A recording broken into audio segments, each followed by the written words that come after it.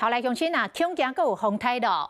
目前伫菲律宾东边外海的热带性低气压，上紧今仔日就会发展做风台米塔。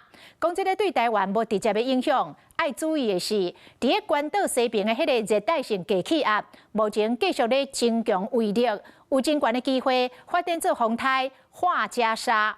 讲这个风台真有可能会直接弄台湾，爱真注意。 甲大家叫起床的，毋是乱情啊，是赤下日头。早起出门也是熬月热。气象署特别提醒，新北市是红色的灯号，可能会连续出现38度的极端高温。台北甲桃园有可能来到36度。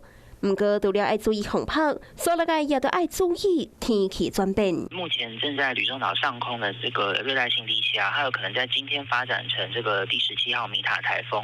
那它未来的动向主要是往香港。准风台米塔可能会随着环境的风潮向中国的华南前进，估计明仔载会刷到巴士海峡。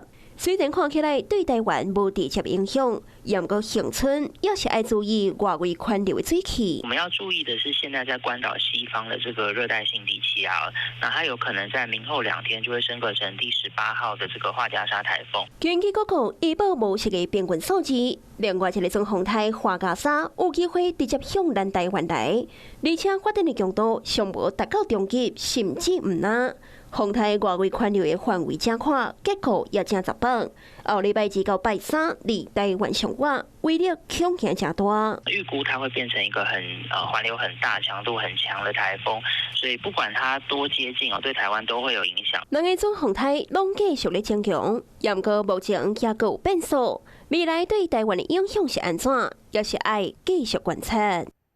Hello， 我是林仙怡。想要抢先掌握最及时的新闻资讯吗？赶快订阅、按赞、开启小铃铛，锁定华视新闻 YouTube 频道。